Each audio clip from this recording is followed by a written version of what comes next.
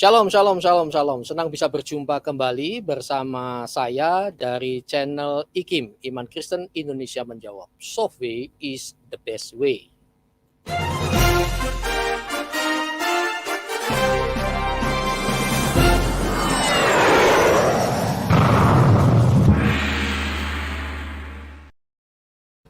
Dan hari ini saudara saya akan menyampaikan satu berita yang cukup meresahkan dan menyedihkan hati saya. Dan tatkala saya melihat video dari lapangan langsung itu serius saudara, saya sampai meneteskan air mata. Sekalipun yang dipersekusi ini tidak seiman dengan saya. Karena apa? Ini saudara dalam kemanusiaan. Karena itu hari ini saya akan bincang-bincang dengan seorang ustadz, seorang mubalik dari Sintang, Kalimantan Barat, di mana saya pernah tinggal di sana. Bersama ASKRI, Asosiasi Kristuber Indonesia. Dan saat ini dalam program ASKRI News, katakan ya di atas ya, tidak di atas tidak.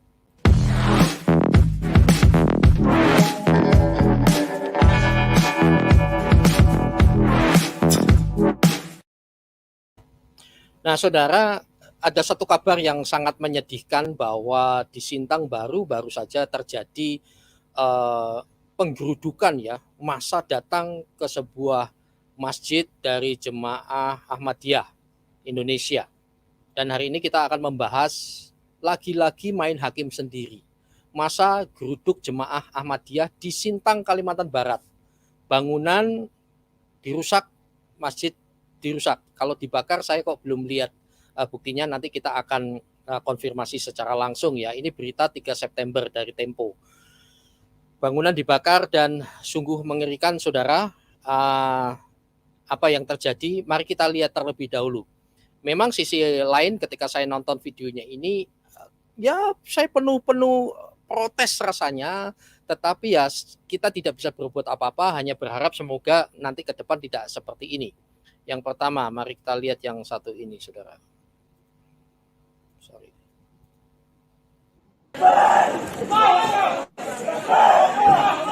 Masa berteriak-teriak takbir sudah dihalangi, tapi ditembus blokadenya. Mulai beringas saudara.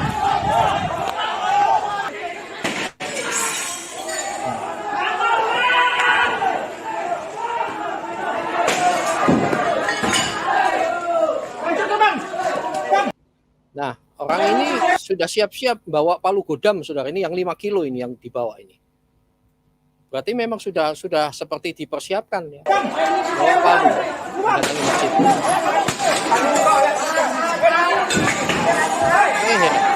Seperti kesetanan begini. Dan sementara masjid ini sangat NKRI saya rasa, karena ada bendera di sana dicabut, dirusak.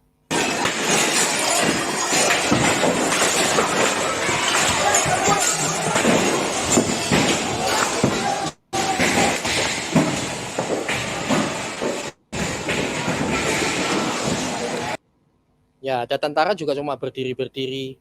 Saya ngerti lah rasanya di amok masa begini, saya pernah ngalami saudara ya. Cuma wibawanya itu loh.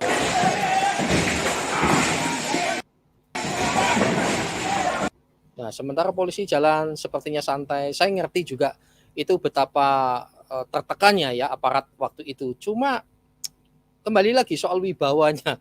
Wibawa dan otoritas keamanan ini sangat disayangkan bagi saya.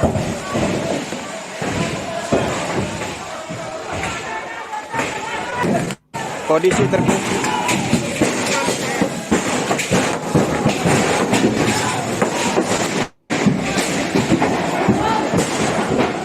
Nah ini polisi datang santai bawa pentungan kayak nggak bisa apa-apa begitu.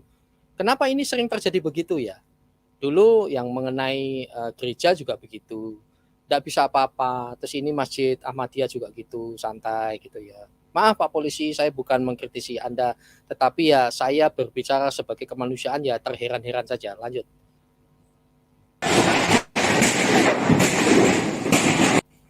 Malah ada yang cuma foto-foto. Ini aparat ini saudara ya. Mestinya dia teriak-teriak. Stop, jangan demi kemanusiaan, harusnya begitu.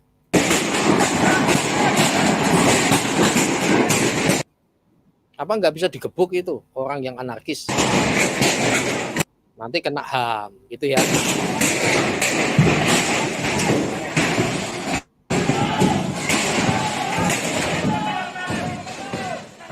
Ya ini saudara di Kabupaten Sintang, Kalimantan Barat ya. Saya pernah di sana di daerah Lubuk Resam, di daerah Putu Sibau. Selanjutnya yang kedua. Semua ada SOP-nya. Jangan melanggar hukum kita. Ini polisi ini cukup bagus bagi saya. Semua ada SOP-nya, semua ada SOP-nya. Saya Islam, kita Jumatan bersama, tapi dibantah. Sama-sama habis sholat Jumat. Kalian. Ya, kita sama-sama habis sholat Jumat. Ya. Ini beda. Sama. Saya juga tidak setuju dengan Ahmadiyah. Iya, makanya tolong. Nah, ini menarik saudara ya. Nanti saya kupas. Saya Islam, saya juga nggak setuju dengan Ahmadiyah. Ya kalau gitu ya. Tetapi dia mengatakan sama, walaupun saya tidak setuju. Nah, ini masih bijaksana, tapi kita ikuti lagi. Nah, ini kan kelihatan ininya ya. SOP dari mana? Ya jelas ada lah. Apakah dengan merusak, menghancurkan itu SOP? Mari belajar. Saudaraku. Sama-sama habis sholat Jumat. Bang, ini Abang Islam bukan? Islam. Itu Islam. Mau enggak keresahan orang ini? Itu Islam bukan? Bukan,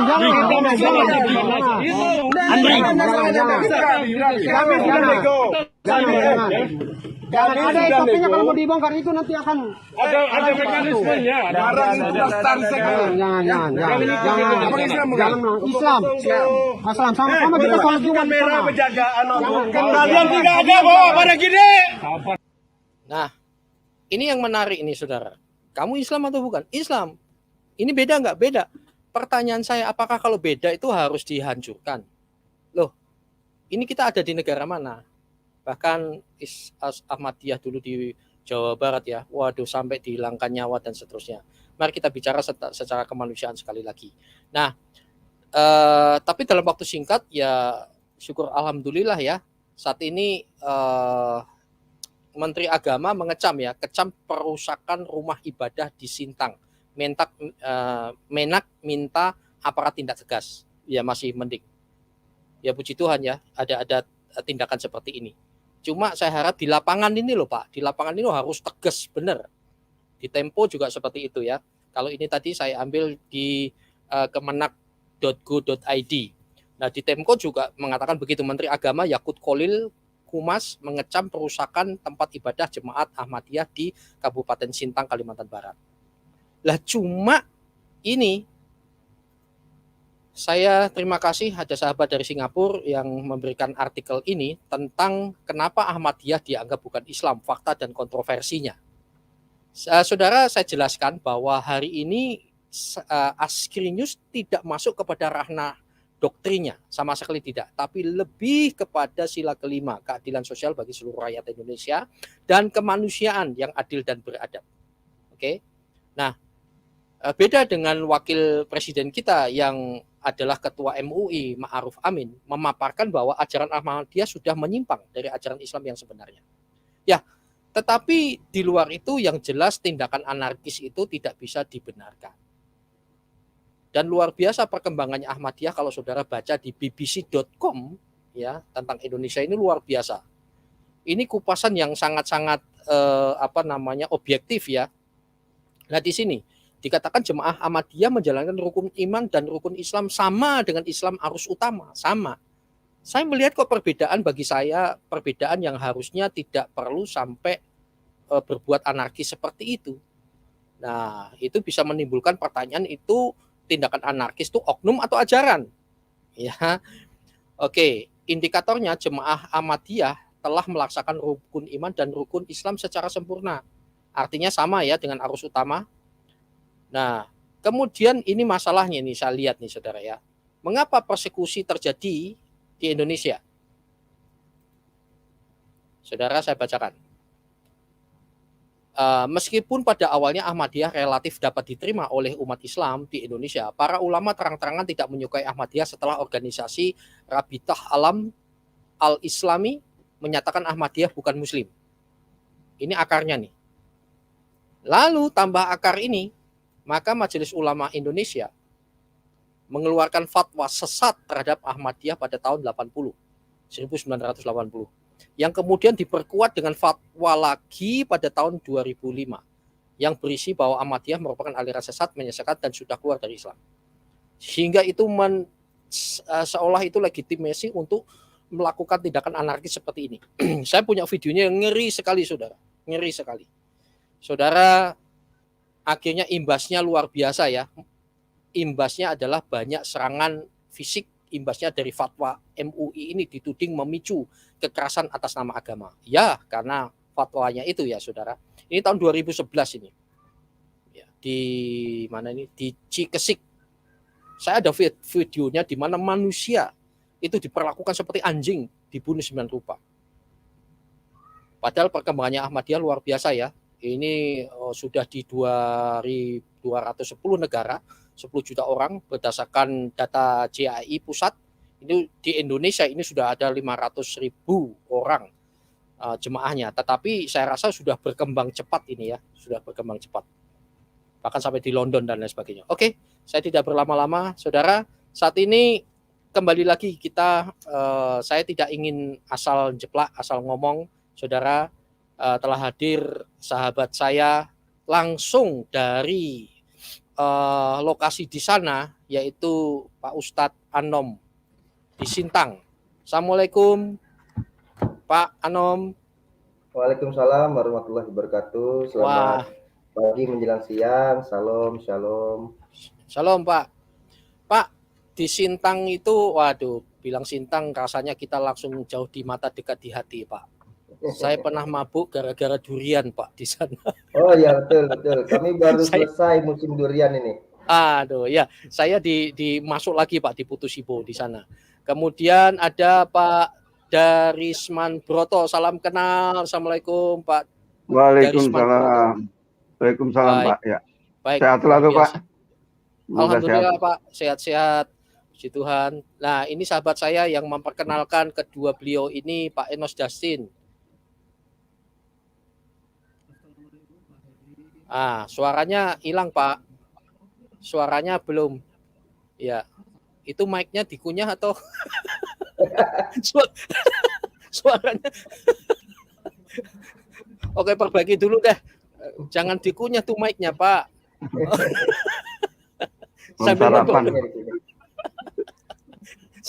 Oke, kita mulai dengan tertawa dulu. Kemudian sambil Pak Enos di Singapura memperbaiki mic-nya, Pak Martis, ini seorang lawyer Pak ya, penasihat hukum kita, Pak Martin Lukas Simanjuta. Horas Bang. Horas. Shalom. Ya. Assalamualaikum. Baik.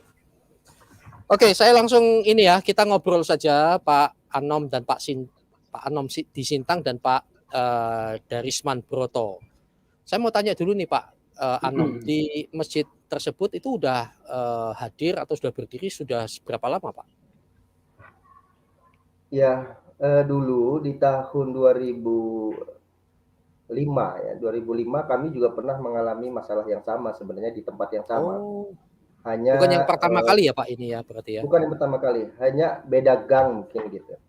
Dulu kalau di sini namanya jalur ya, sebutannya jalur. Kalau di Jawa mungkin sebut gang gitu ya. Dulu pernah di jalur 5 itu juga terjadi masjid kami dirobohkan gitu. Kemudian kami pindah ke jalur 9. Nah, kejadiannya sekarang ada di jalur 9. Kami di sana sudah cukup lama sih Bu, membangun bangunan itu mulai dari 2007 ya, atau 2006 akhir lah itu. 2006 tidak pernah ada masalah. Kemudian di 2020, karena masjid kami yang lama itu ukurannya kecil dan dari papan. Karena dari 2007 sampai 2021 sekarang ini, atau 2020 kemarin waktu kami mulai membangun, karena proses membangun 1 tahun, 2020 sampai 2021. Itu sudah sempit, kemudian sudah lapuk kayu-kayunya, maka kami berpikir dan ditambah lagi lokasi masjid yang lama itu ada di tanah milik jamaah begitu. Kemudian kami sudah punya tanah milik, kalau tadi kan tanah milik salah satu anggota jamaah kami. Ya. Nah, kami sekarang sudah punya tanah yang milik bersama gitu. Maka dengan kondisi tadi yang sudah sempit, sudah lapuk dan bukan di tanah jamaah, kami pindahkan ke situ dengan nama masjid yang sama yaitu Miftahul Huda.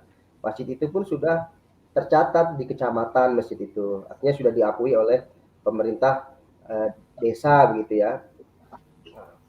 Nah, ketika proses itu terjadilah di tahun 2020 itu penolakan-penolakan dari beberapa orang-orang Muslim itu yang memang mungkin bisa dikatakan membenci Ahmadiyah gitu.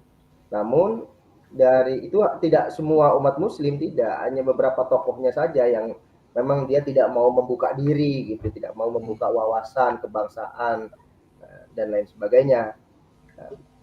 Kalau Muslim yang lain bahkan sekitar tercatat itu 20 orang lebih ikut bersama membangun masjid itu yang sekarang masjid itu dirusak ya, dijebol yang tadi disaksikan videonya itu ada 20 Muslim yang bukan Ahmadiyah itu ikut membantu. Nah, dengan masyarakat di sekitar itu yang non Muslim, kami sangat membaur. Biasa kami misalnya 3 bulan sekali mendata siapa di sana yang sedang terdampak sakit ya, untuk dibantu dari segi kemanusiaannya, tidak mengenal agama, tidak mengenal suku seperti itu. Dan masyarakat yang non Muslim, jadi di tempat kami itu kan sebenarnya Islam itu minoritas. Islam itu yang besar itu adalah Katolik dengan Protestan. Jika keduanya digabung lebih besar lagi di sana gitu.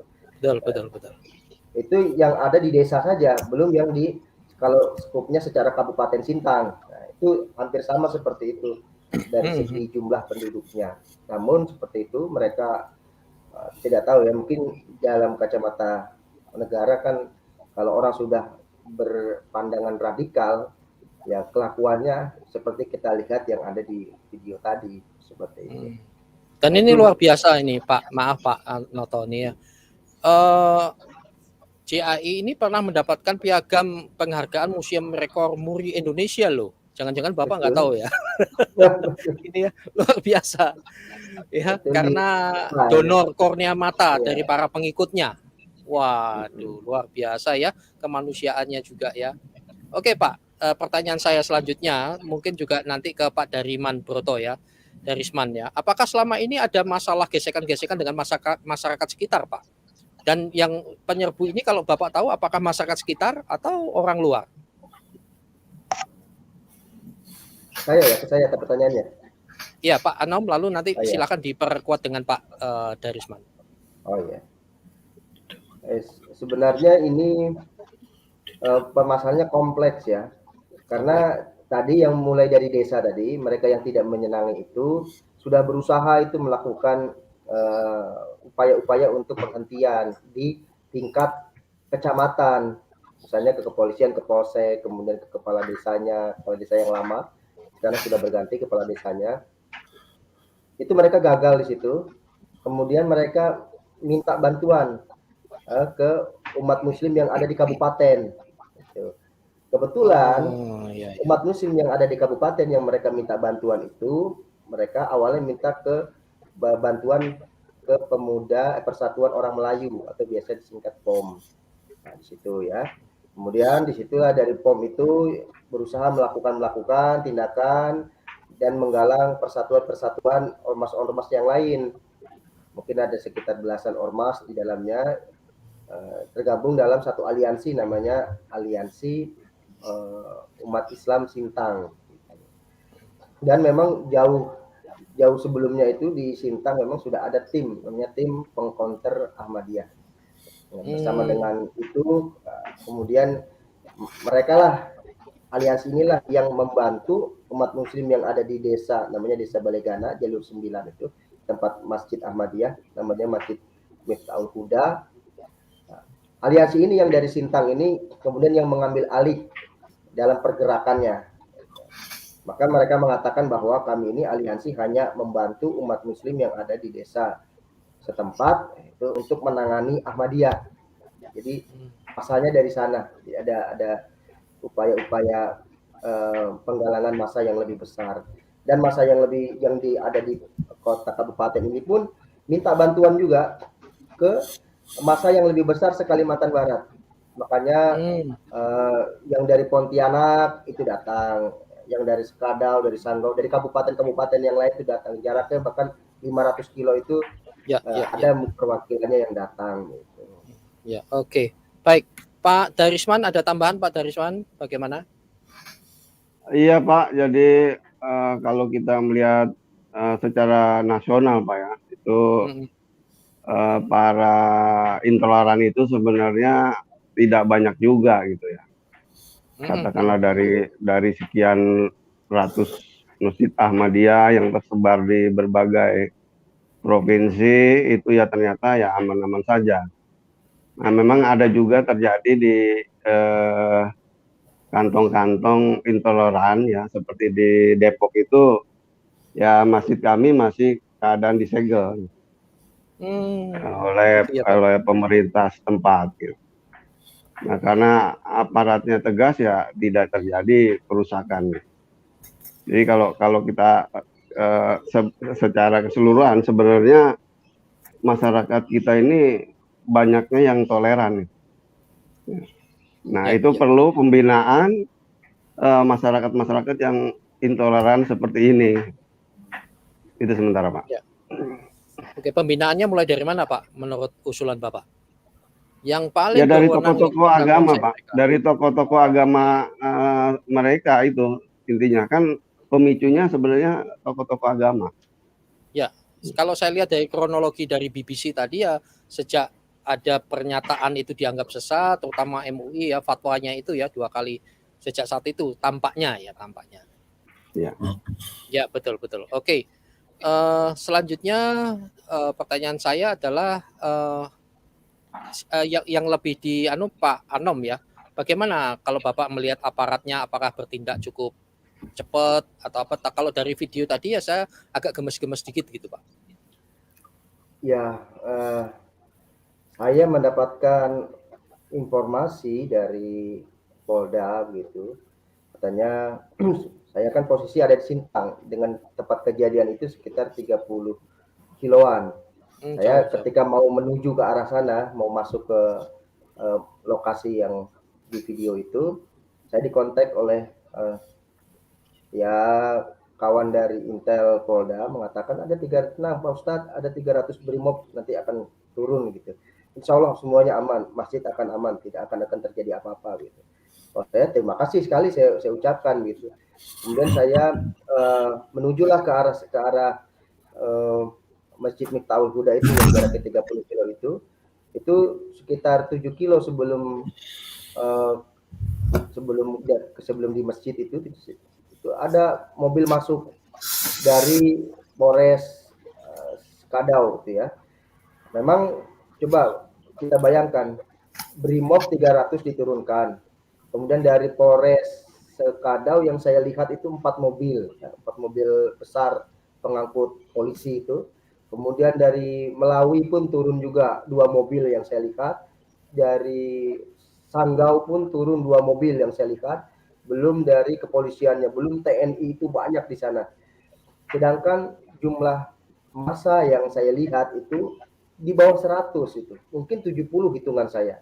Kalau kita simak di video itu kan sudah bercampur ya antara masyarakat yang menonton, kemudian ada polisi yang berpakaian preman yang bergabung dengan mereka begitu.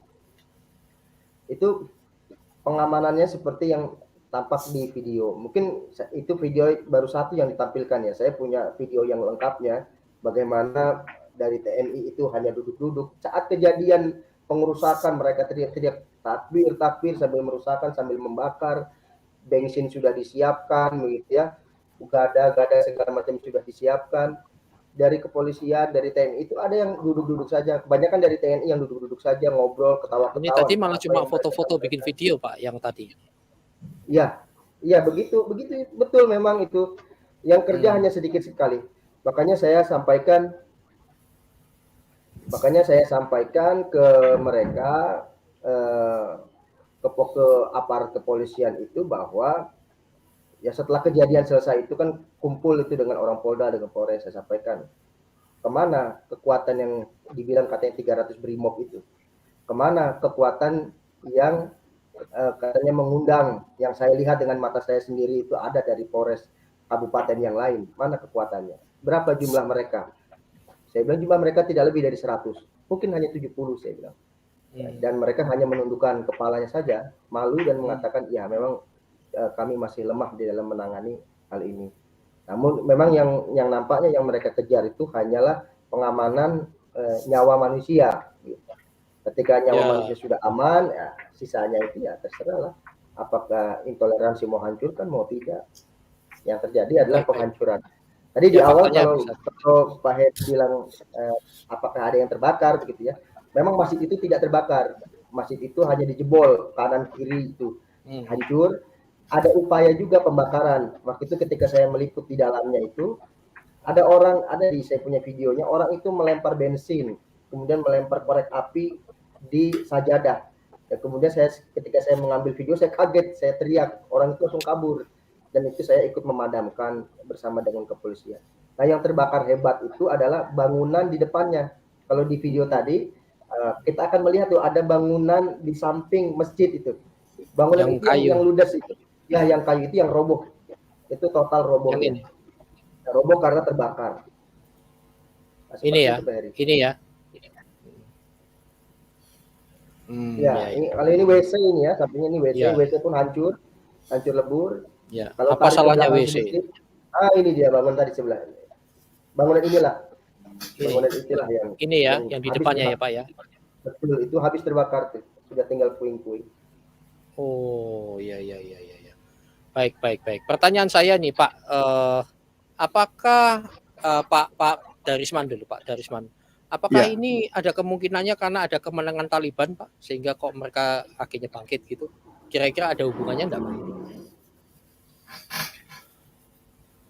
Begini Pak, di kalangan umat Islam sendiri yang di Indonesia itu memang banyak kelompok-kelompok Muslim ya yang kita bisa pisahkan lah ya antara yang moderat dan yang radikal. Nah, itu sudah nyata Pak ya.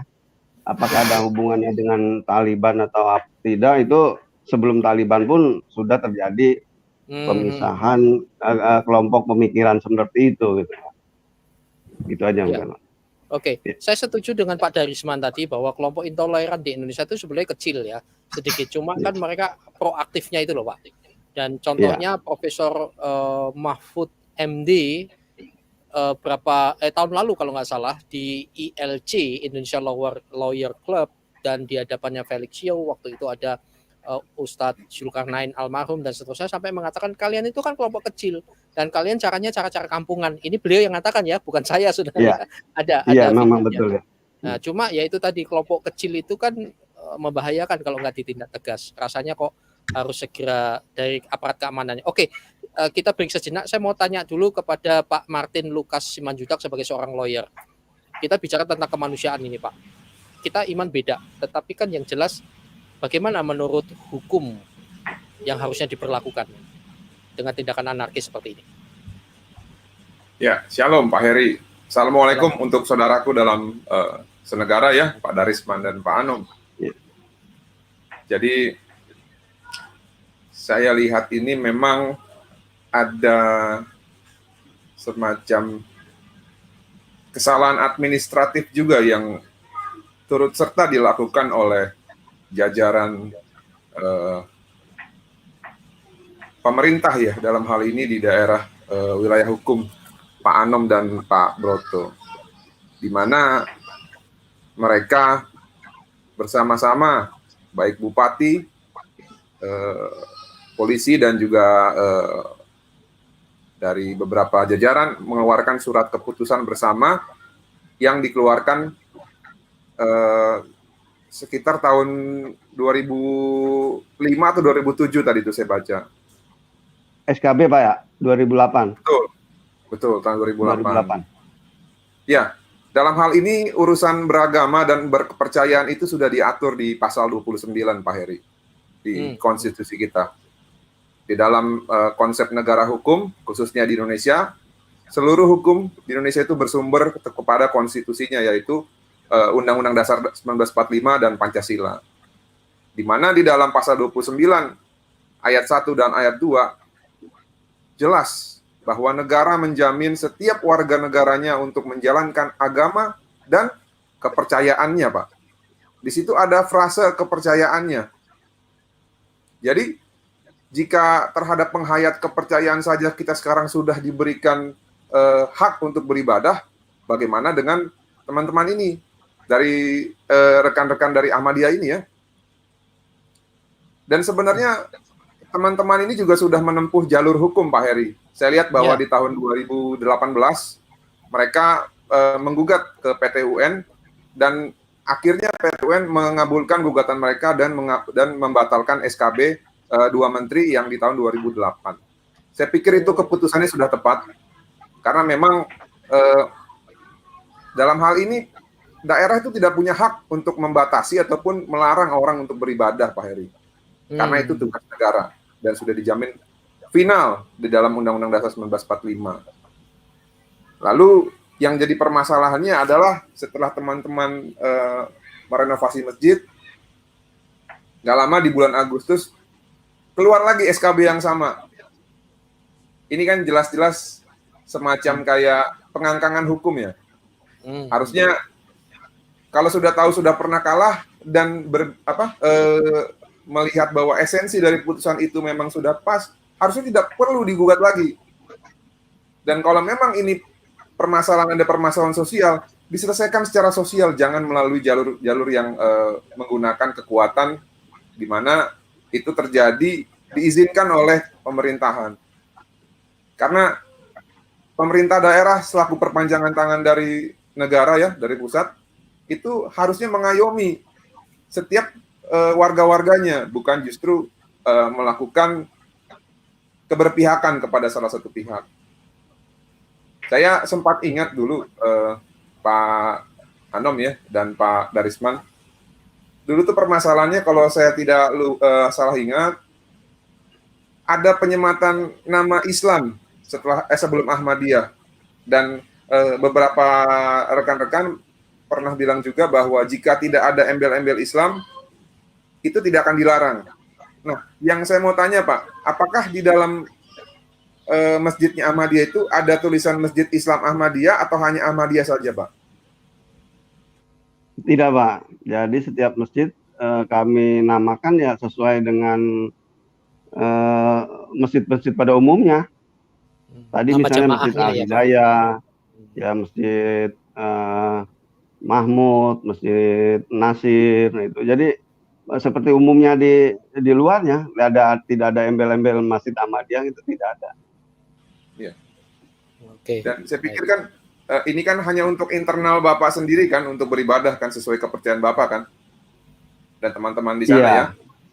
Jadi memang menurut hemat saya harusnya tidak perlu ada pelarangan, biarlah orang mempercayai dan beribadah sesuai kepercayaannya yang mana sudah dijamin oleh konstitusi kita. Mari Pak, kita bergandengan tangan Pak. Saya juga yakin bahwa ke depan Indonesia akan lebih baik lagi nantinya. Ya. Saat-saat ini ya kita harus berjuang Pak. Oke. Salam Pak dari Jakarta. Terima kasih. Siap. Salam Pancasila. Pak Anom, saya dapat info Bapak sudah cukup sibuk. Mungkin bagian akhir silakan. Karena setelah ini ada mau pertemuan ya Pak ya. Mungkin ada yang mau disampaikan Pak Anom untuk Indonesia ini. Maaf, bukan Pak Anom, maksudnya Pak Darisman. Oh Pak Anom. Iya. sorry. Maaf, saya ini ada yang ganggu saya nih. Itu yang ketawa duluan. Oke Pak, kelanjutannya itu tadi Pak. Langsung saya borong pertanyaannya untuk Bapak ya. Tadi apa yang Bapak harapkan untuk Indonesia ini? Oh ya sebelumnya saya minta maaf mungkin tidak bisa bergabung sampai selesai karena memang dari pagi banyak sekali yang urusan yang harus saya selesaikan mengenai masalah ini.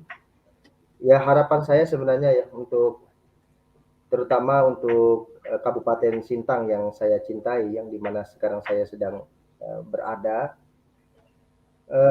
Dalam pandangan saya, Sintang ini kan seharusnya menjadi contoh kemajemukan ya, karena Islam di sini pun minoritas.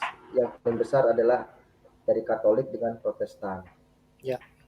Harapan saya itu kepada pemerintah pusat terutama, bibit-bibit radikalisme itu sudah mulai tumbuh dengan sangat baik di Kabupaten Sintang. Saya alhamdulillah sudah 11 tahun di Kabupaten Sintang.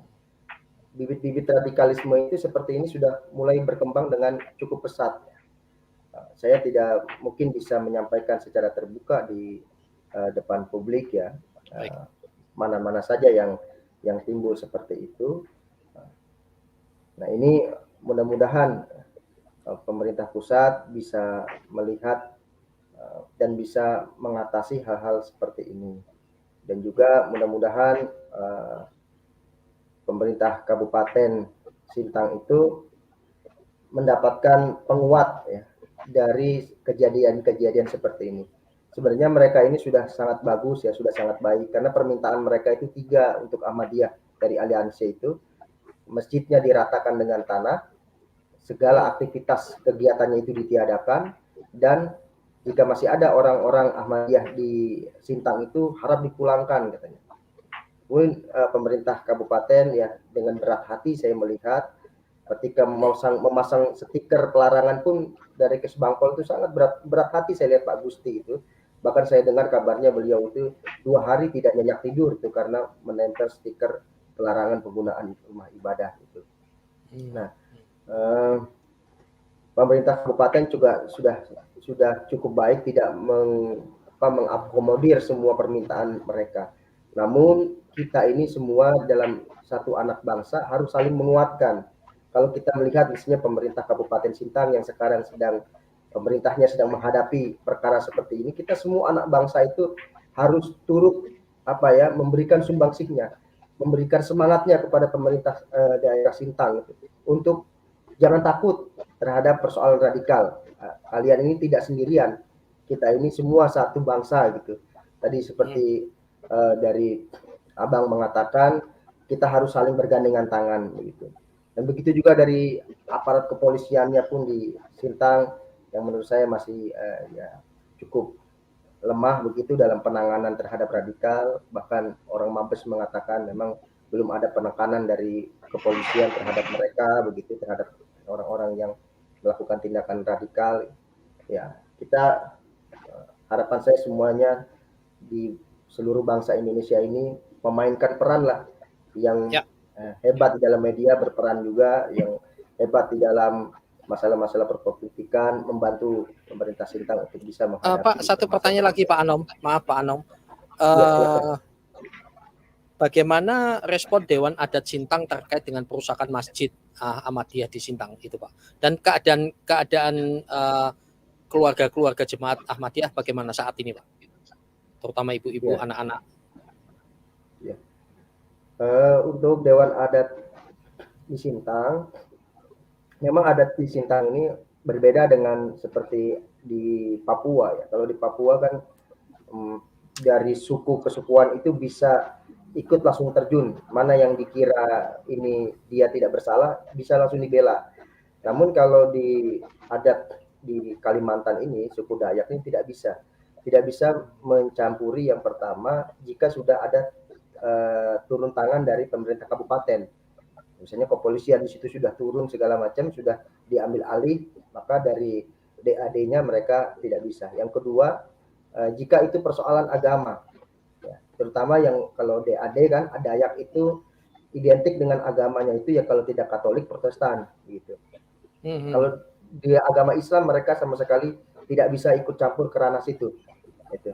Cuman mereka memang janjikan kepada kami yang ada di lokasi kejadian bahwa jika ada perusakan, DAD itu bisa turun, bisa ikut andil lah di dalamnya. Namun memang setelah kejadian kemarin, kami juga belum berkoordinasi banyak terhadap bagaimana langkah DAD ke depannya. Untuk Baik. anggota kami, alhamdulillah, walaupun kami juga tentu mengalami traumatik, saya lihat beberapa anggota karena menyaksikan langsung kejadian itu. Ada beberapa juga anak-anak yang langsung menyaksikan kejadian itu, walaupun itu sudah sedemikian mungkin kami coba untuk, karena kami sudah melakukan relokasi untuk ibu-ibu dengan anak-anak. Namun memang ada yang satu keluarga yang tidak direlokasi karena memang keinginannya seperti itu. Seperti itu, kondisi semuanya baik-baik saja, tidak ada yang terluka, alhamdulillah, tidak ada yang tersakiti. Rumah-rumah penduduk tidak ada. Baik. Kami berdoa untuk jemaat Bapak di sana, sekiranya aparat bisa turun tangan dengan serius, tidak seperti info tadi dan faktanya di video juga kami lihat, karena kita saudara dalam kebangsaan, Pak. Apa yang Bapak alami itu juga membuat kami juga tidak bisa menerima ketidakadilan ini, anarkisme ini. Amin. Tuhan memberkati, Pak. Terima kasih. Kalau Bapak mau live, silakan karena Bapak ada kesibukan.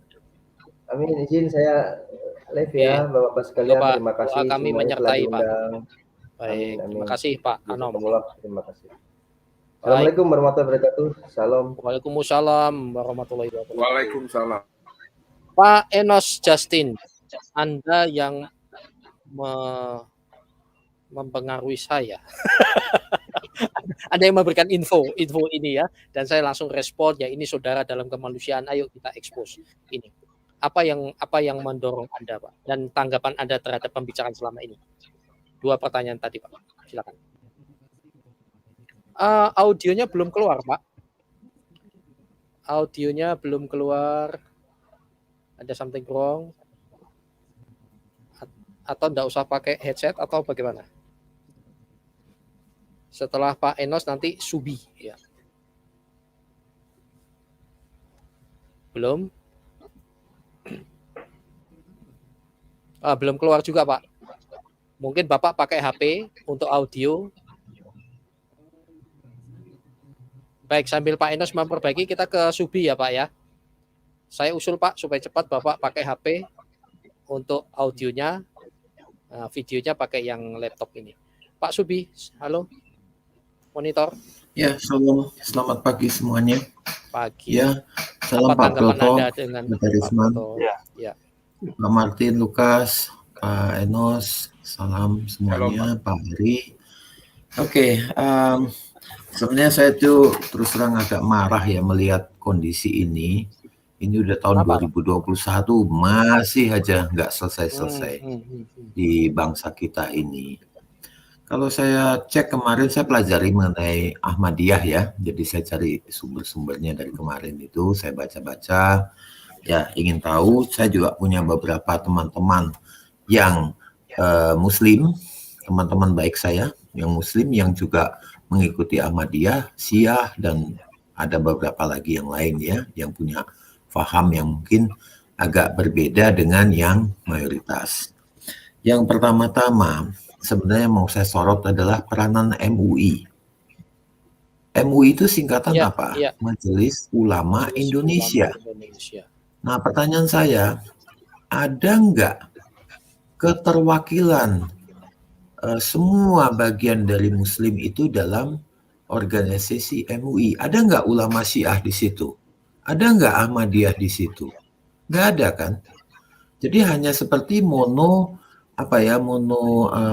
monoterm. Jadi hanya boleh satu sesuai dengan aliran yang mereka pahami. Begitu, seakan-akan mengangkangi semua kepercayaan yang di Islam yang ada. Dan saya rasa Ahmadiyah fine-fine aja, di luar negeri banyak kok. Yang menentang itu cuma Pakistan. Kalau saya baca ya, yang tidak memperbolehkan. Itu pun juga alirannya sama dengan aliran yang dipakai di MUI. Jadi ini yang cukup aneh. Menyandang nama Indonesia, tetapi tidak menunjukkan keindonesiaan. Ini perlu dipertanyakan, jujur saja mungkin ini terlalu lugas dan mungkin keras, tapi kita harus sama-sama berpikir. Karena sumber permasalahan antar agama itu sering terjadi, mayoritas terjadi karena ya ulah MUI sendiri. membuat fatwa, membuat statement, komentar-komentar yang suasananya tuh memanaskan, memperuncing. Jadi Indonesia itu kan kebebasan berkeyakinan.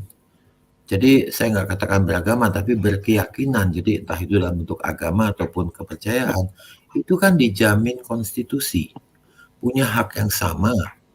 Tapi kenapa pelaksanaannya ini yang agak aneh? Seakan-akan hanya memperbolehkan satu aliran saja. Di Kristen juga banyak paham-paham yang berbeda dengan Kristen mainstream, tapi nggak pernah dilarang. Misalnya seperti seksi Jehovah itu nggak terlarang di Indonesia. Tinggal umatnya saja, umat-umat Kristen yang lain itu juga, ya kalau memang nggak setuju nggak usah datang, nggak usah mengikuti caranya begitu. Tapi bukan berarti punya hak seakan-akan menghakimi, merusak, membunuh, menghilangkan. Berarti ini yang ada yang suatu hal yang agak runyam di dalam organisasi MUI ini. Seakan-akan secara de facto punya hak untuk menentukan ini Islam yang kafir atau Islam yang sah, yang lurus misalnya. Padahal di dalamnya itu cuma satu kelompok saja, nggak ada yang lain. Ya namanya Perti atau apa itu kan satu aliran, Pak. Hanya organisasi aja namanya beda. Kenapa tidak ada perwakilan ulama Syiah di Indonesia? Padahal Syiah itu di Indonesia ada mungkin sekitar 10 juta. Itu penduduknya besar. Besar. Dan mereka itu underground istilahnya, tidak mengakuinya. Tapi benar-benar dia itu punya. LDII itu malah tidak diapa-apakan. Padahal kalau orang muslim lain sholat di LDII, itu lantainya dipel loh, dianggap haram. Yang tidak saliran dengan mereka. Itu semua orang udah tahu itu. Nah, jadi ini agak sedikit aneh. Seakan-akan dimonopoli oleh satu kelompok untuk kebenaran. Padahal sebenarnya nggak boleh. Di waktu pendirian MUI itu didirikan oleh Presiden Soeharto ya, diresmikan, itu dalam satu tujuan dari organisasi disebut untuk menjaga kerukunan antar agama di Indonesia. Ini berarti MUI sudah tidak menjalankan itu. Nah, sekarang malah paham-paham yang Wahabisme itu sangat kuat di dalam MUI. Padahal Wahabisme itu sangat menentang kenegaraan. Indikasi itu Anda lihat dari mana, Pak? Lihat saja penampilannya. Ciri khasnya kelihatan kok, Pak. Cara ngomongnya, penampilannya itu kelihatan sekali. Kealiman itu sangat ditonjolkan. Makanya orang yang NU itu sering ngeledekin itu riak. Jadi ingin tampil beda begitu. Tapi ya itu kelihatan sekali dari suara-suara yang timbul, komentar-komentar itu sangat kental Wahabismenya. Sangat kental. Begitu. Justru malah kelihatan dari penyerang tadi itu segolongan. Perhatikan penampilannya. Kelihatan sekali. Karena bagi kaum itu benar-benar halal darahnya yang tidak seperti mereka ikuti. Itu sah, toh lihat itu.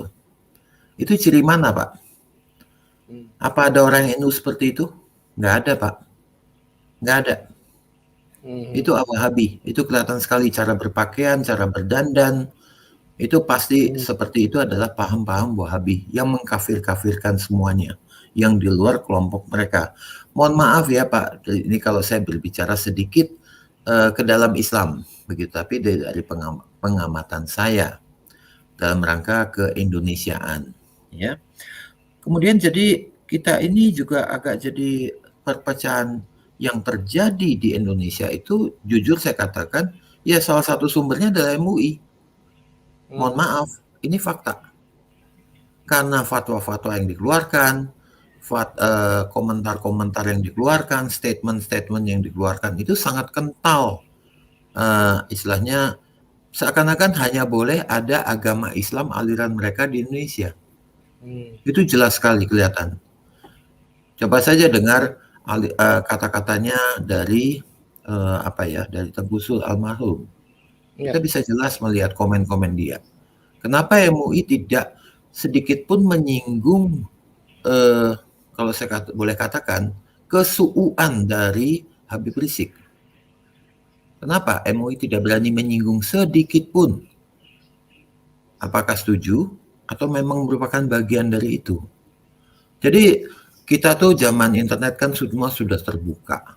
Saya mencari bukunya Mirza Ghulam di internet juga bisa dapat dengan mudah kok. Bisa saya baca, tidak ada yang tersembunyi sekarang. Betul nggak Pak Basri, Pak Broto? Ya kan, zaman sekarang itu sangat mudah begitu. Ya. Kita bisa menelaah, kita bisa belajar, kita bisa tahu untuk memahami sehingga kita bisa lebih menghargai. Begitu. Tapi mereka masih ingin, ya kasarnya, panggung kekuasaan ini mereka ingin kangkangi, ingin pertahankan. Karena banyak manfaat di situ. Nah, sekarang mengenai perusakan. Perusakan tempat ibadah itu kan bukannya dialami gereja. Masjid Ahmadiyah, Masjid Syiah juga mengalaminya. Ya, itu juga penghambatan atau pelarangan, penyegelan itu pertanyaan saya, yang melakukan perusakan sebenarnya itu sudah sangat pantas dikenai pasal penistaan agama. Karena masjid adalah simbol dari suatu agama. Jadi sama saja menghina suatu simbol keagamaan. Itu ada pasalnya di 165, 165A. Mungkin ahli hukum pasti bisa melihat itu. Mata rantainya. Bukan selama ini seperti hanya dikenai pasal perusakan. Atau pasal pembuatan tidak menyenangkan. Atau pasal membuat keributan. Itu perda yang dilanggar. Makanya hukumannya 1-3 bulan. Coba saja kita lihat kasusnya yang di Tanjung Balai, Meliana. Yang membakar gereja, membakar wihara di sana, itu hanya dihukum 3 bulanan. Itu sangat tidak adil. Dan juga harusnya negara itu mewakili korban bisa mengajukan gugatan perdata pada perusak untuk melakukan ganti rugi. Harusnya begitu. Jadi kalau kita lihat kalau prinsip keadilan, ya kita harus sama-sama adil, bukan hanya berat sebelah. Kita nggak ngomong akidah di sini, tapi kita ngomong dalam kerangka kebangsaan.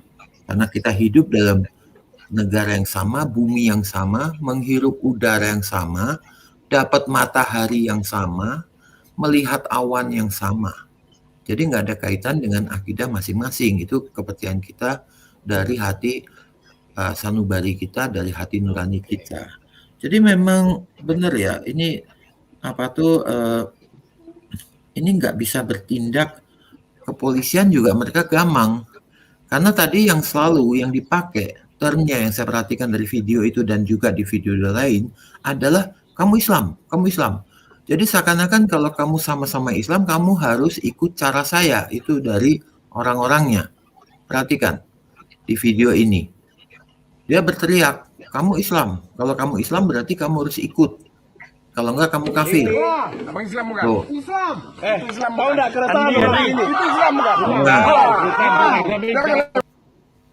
Jelas kan pemahamannya di situ bahwa kalau sesama Islam harus membantu mereka.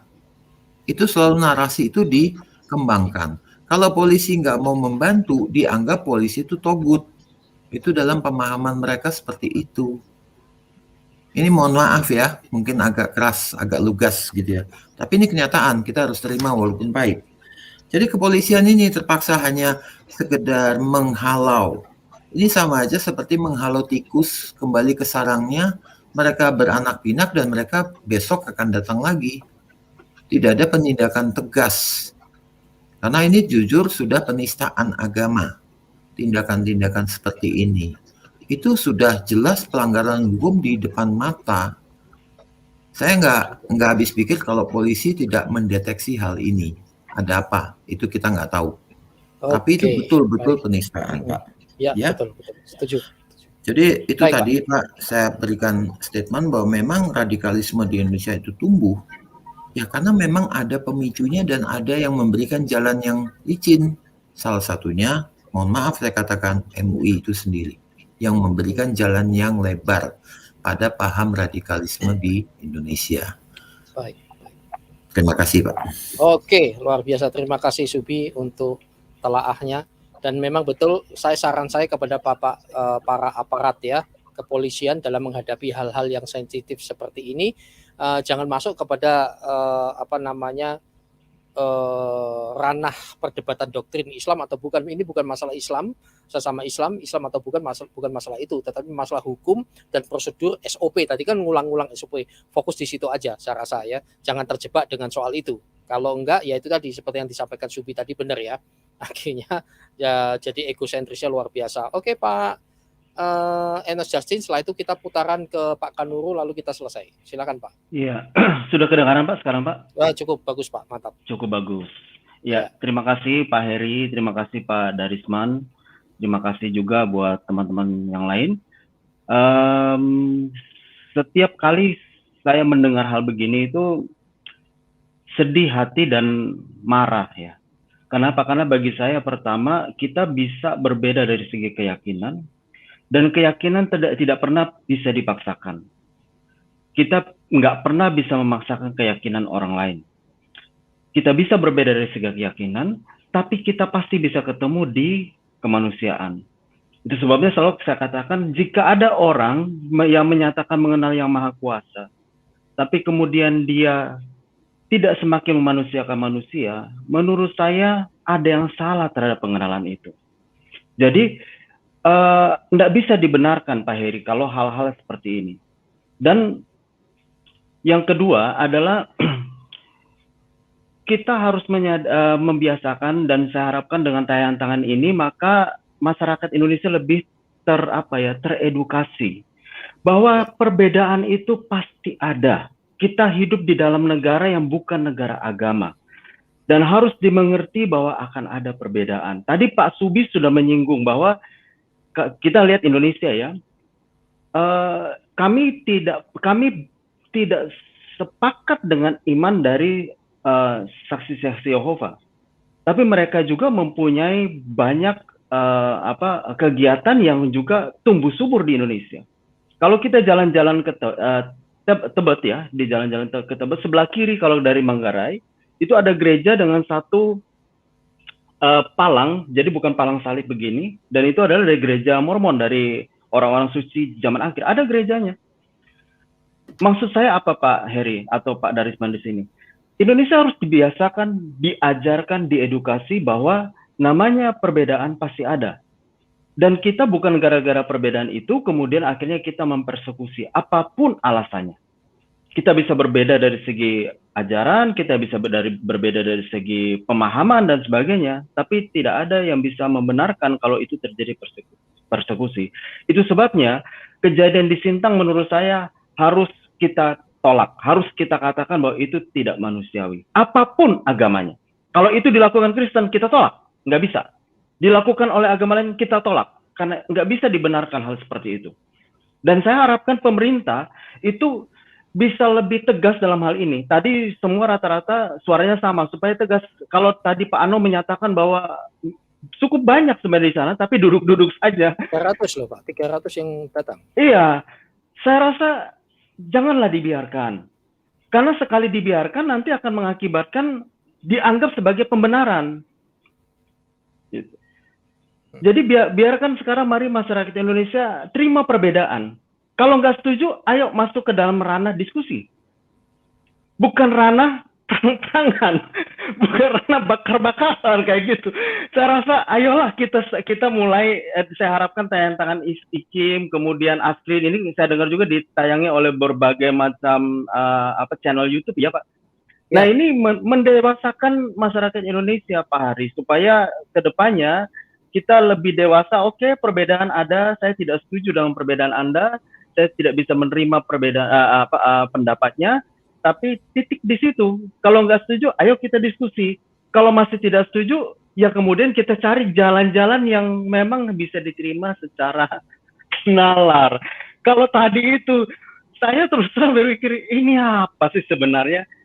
Kok marahnya begitu, bukan bakar ya, tapi maksudnya merusaknya seperti itu. Dari saya kira-kira begitu Pak Heri. Jadi biarkan, mari sama-sama kita masyarakat Indonesia, pesan saya sebagai warga juga, ayo kita dewasa yuk. Kita dewasa menerima perbedaan, jangan lagi lah kayak begini. Tadi sebenarnya ada saya mau tanya satu kepada Pak Anom. Kalau biasanya penutupan gereja itu dimulai dengan kata-kata tidak punya izin. Saya nggak tahu di sana dasarnya sama apa enggak. Tapi karena kalau Indonesia kan banyak ya gereja ditutup nggak punya izin, belum dapat izin. Kalau kira-kira begitu Pak Heri dari saya. Terima kasih banyak waktunya. Baik.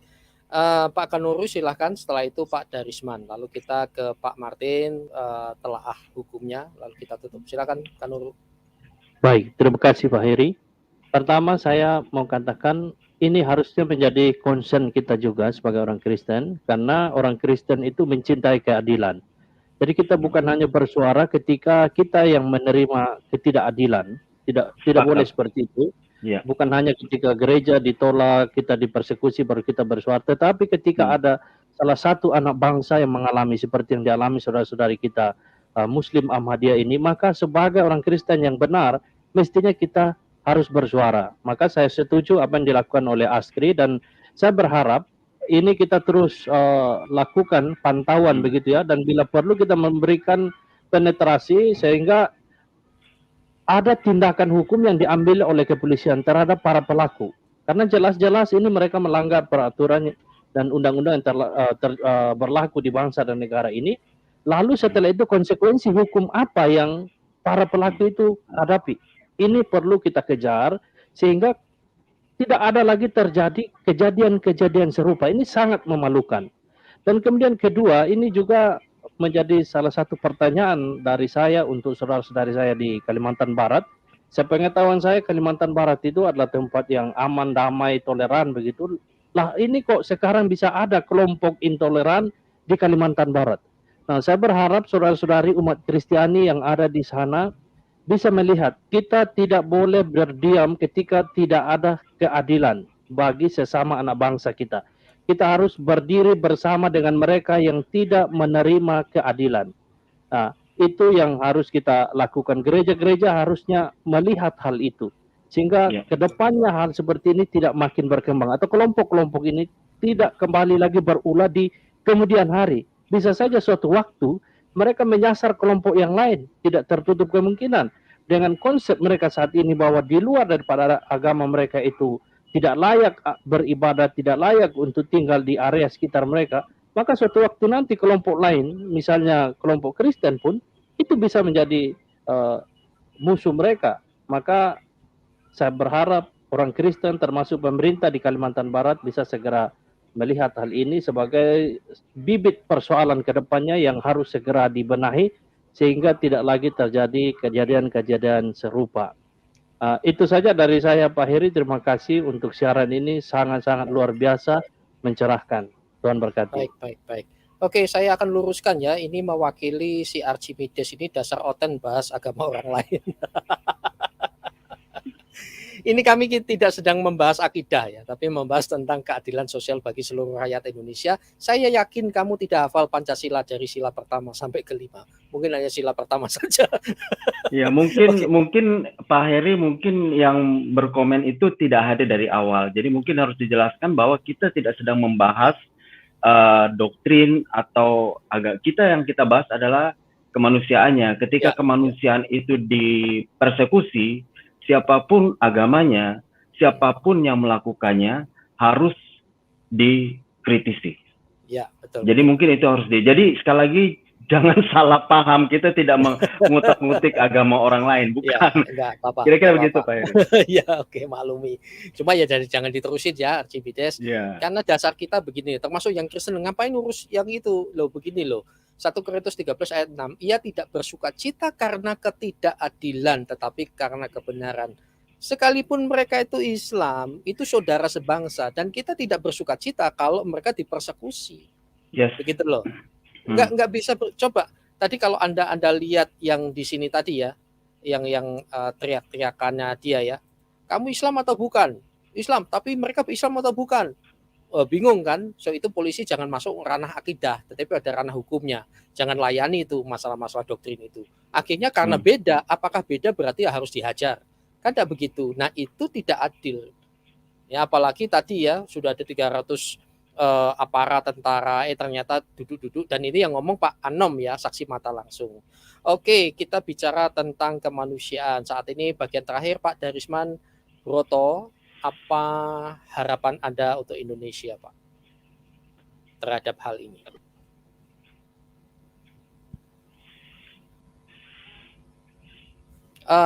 Mic-nya Pak belum di-unmute Pak. Ya, monggo Pak.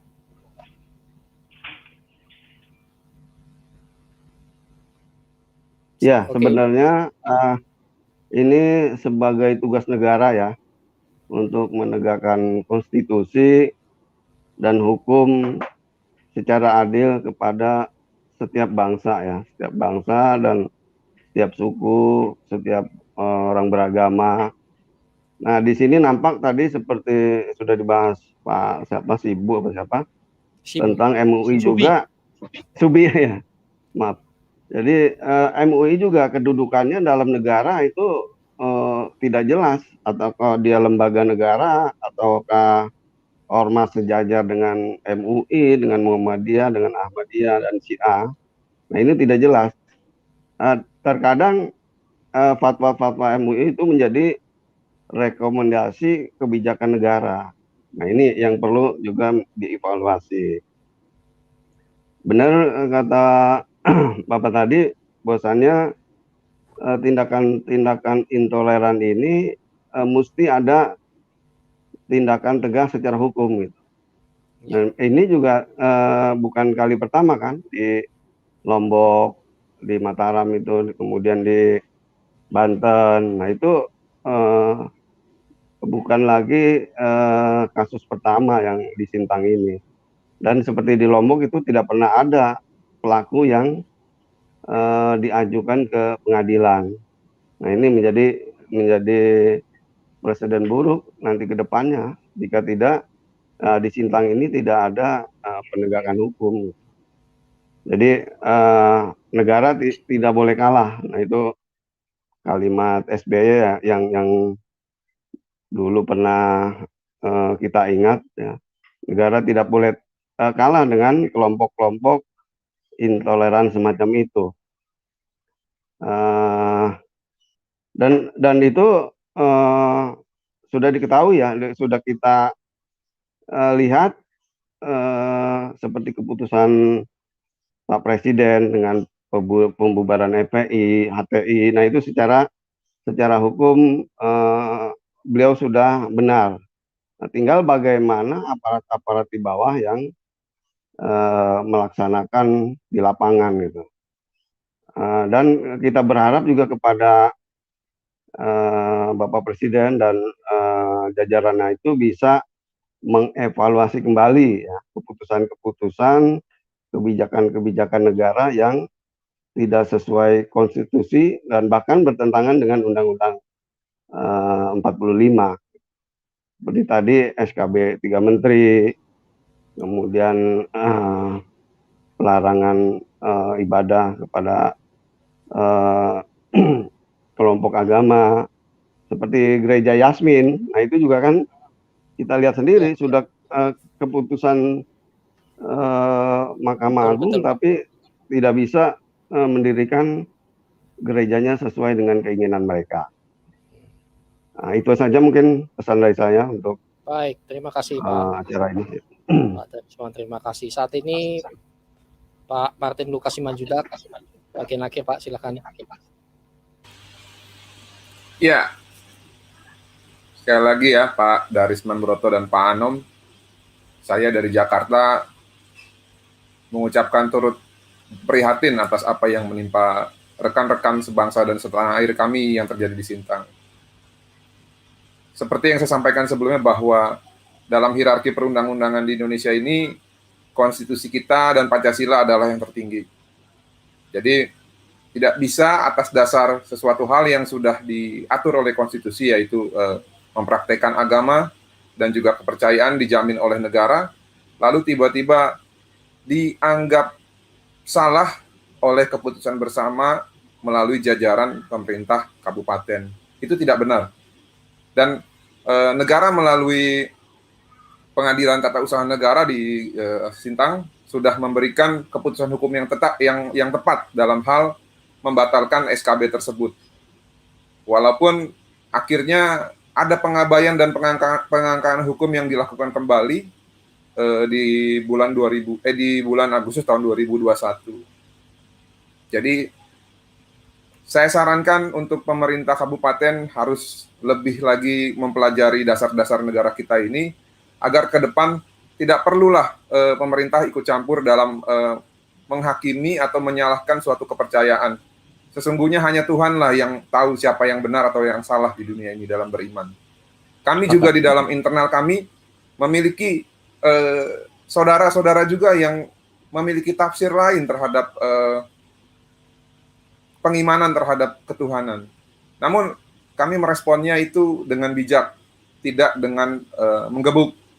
Karena yang namanya pemikiran, yang namanya iman harus di-counter menggunakan pemikiran dan iman juga. Maka itu gelarlah dialog. Carilah di mana yang dianggap sesat itu, cobalah sadarkan. Kalau memang kita ini orang yang beriman dan beragama dan bernegara.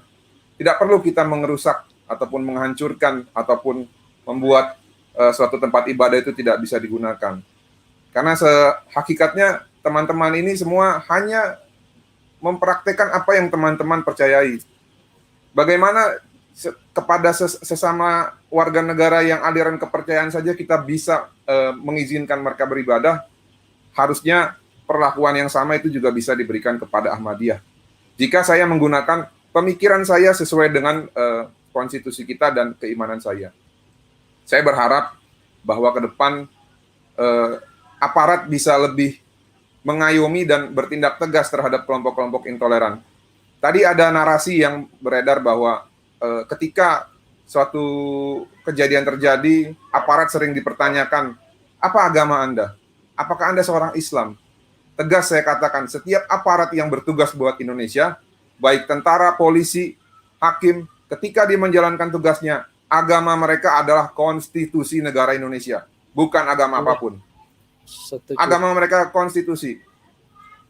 Saya juga sebagai salah satu penegak hukum yang diatur dalam Undang-Undang 18 tahun 2003, dalam menjalankan profesi saya juga agama saya adalah konstitusi. Karena profesi itu bukan ranah pribadi. Jadi jika kita menjalankan profesi kita, jika kita menjalankan jabatan kita, kita harus menggunakan standar kenegaraan. Saya juga di dalam membela seseorang tidak pernah melihat agamanya apa kepercayaannya, apakah dia radikal atau tidak. Yang saya lihat adalah kepentingan dan hak hukum yang bersangkutan dan juga keadilan. Jadi pesan saya untuk semua teman-teman, mari kita bergandengan tangan, urusan iman, biarlah itu menjadi kepercayaan masing-masing. Jika tidak sepakat, lakukan dialog. Pikiran balas pikiran, perkataan balas perkataan. Bukan pikiran dan perkataan dibalas dengan tangan.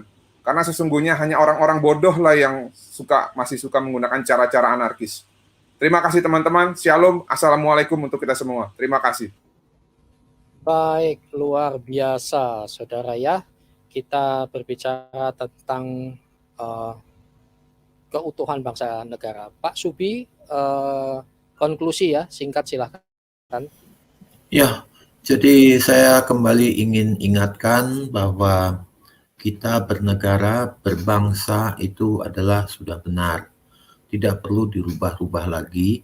Kita sudah terbukti bangsa Indonesia sudah ada ribuan tahun dari zaman Nusantara sehingga sekarang. Dan itu sudah menjadi kesepakatan dalam berbangsa ini.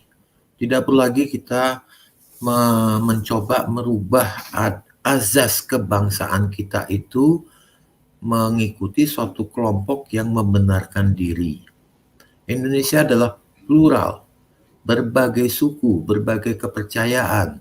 Di Kalimantan saja itu banyak sekali suku. Di Sulawesi banyak suku, di Jawa banyak suku. Di Indonesia itu sukunya begitu berlapis-lapis, beranak pinak dan mengikat ke seluruh kebangsaan di Indonesia. Jangan ada satu kelompok yang merasa lebih tinggi dari yang lain, merasa paling benar, dan merasa punya hak untuk menjadi hakim atas suku lain atas kepercayaan lain, atas akidah yang lain. Kita masing-masing manusia memiliki keyakinan, punya semacam akidah yang kita percaya dan kita yakini, ya kita harus hargai, saling menghargai. Orang itu membuat bangsa ini menjadi maju, tidak mundur seperti sekarang. Energi kita itu, energi bangsa kita habis hanya utak-utik di sila pertama, di Pancasila. Sila kedua, ketiga, keempat, kelima kapan? Sementara waktu berjalan terus.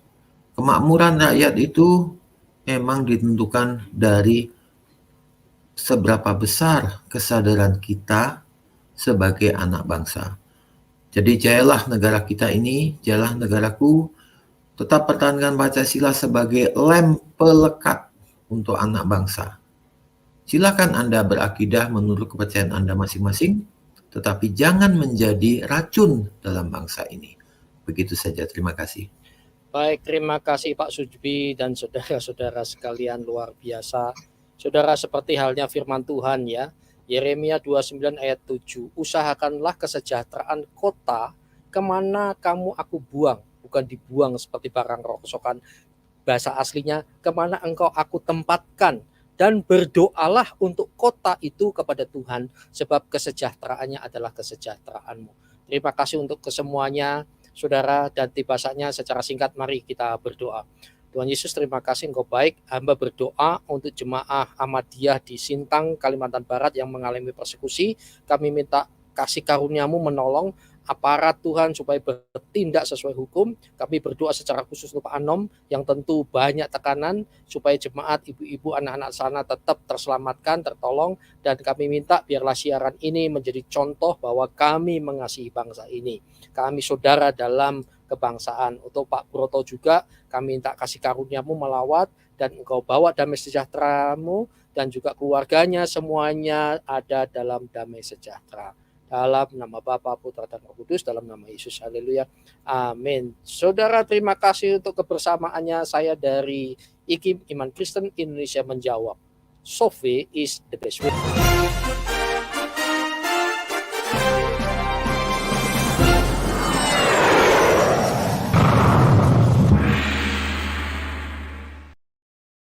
Dan siaran ini disiarkan ke 8 channel khusus tim Askri News, Asosiasi Kristuber Indonesia.